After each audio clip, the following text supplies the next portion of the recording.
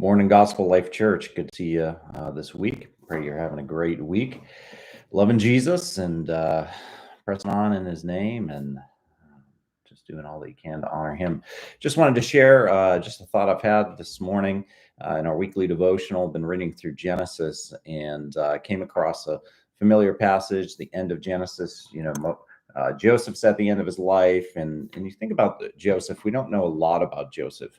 Um, we do, but we don't. I mean, we know his story, we know some of the dreams he had, and we know his um, willingness to honor the Lord and to face the consequences with Potiphar's wife, and then all these things.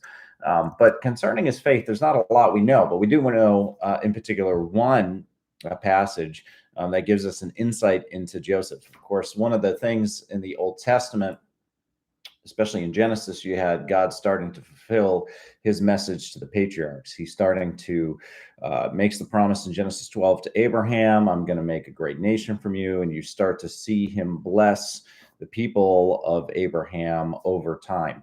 And so by the time you get to Joseph, you have, of course, the promise of the land already instilled. And here you have Joseph all the way down in Egypt. He's successful after time in Egypt. He's able to save the people of God during the time of famine. And then it ends with his death. And then this statement, Genesis chapter 50, verse 25. Then Joseph made the sons of Israel swear, saying, God will surely visit you and shall carry up my bones. Shall carry up my bones from here. So Joseph died being 110 years old. They embalmed him and he was put in a coffin in Egypt. And that's the end of the book. But the end of the book of Genesis ends on that hope, ends on that not only hope of the future, and then it jumps right into Exodus, but also the faith that Joseph had, the faith of Abraham. He looked at the situation and said, listen, I don't know when this is going to take place, but God is going to come back. It's going to remove you out of this land. So take my bones when that happens and bring them to the promised land, because I know that's where I belong. That's my home.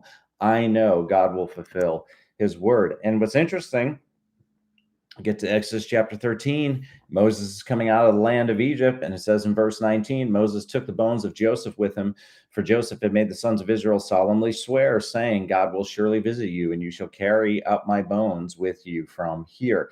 Again, you see Moses fulfilling what is asked of the children of Israel. And we know that this was faithful because we get to Hebrews chapter 11, which is the hall of faith. And it says, by faith, this is verse 22, by faith, Joseph at the end of his life made mention of the exodus of the Israelites and gave directions concerning his bones.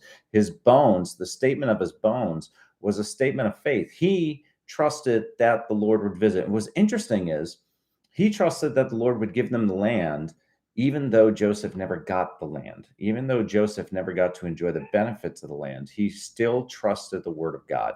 And so what I was struck by was just the simplicity of faith, even when he didn't experience in his lifetime the benefits or the fulfillment of what was promised. He still trusted the Lord through that. I know for you and I, maybe this week, there's things we got to trust the Lord. I'm challenged with it every day. What am I going to trust the Lord? How am I going to trust the Lord? Am I going to be faithful to his name? And so I just encourage you through the life of Joseph that faith reveals itself in action. And in the case of Joseph, of taking his bones and saying, hey, I want these to be buried in the land because I know I'm sure, I have faith that we're going to get the land. So I hope you have a wonderful week of faith, a week where you trust the Lord and grow in him more and more. And Lord willing, we'll be back on Sunday, worshiping together, having a great time serving the Lord.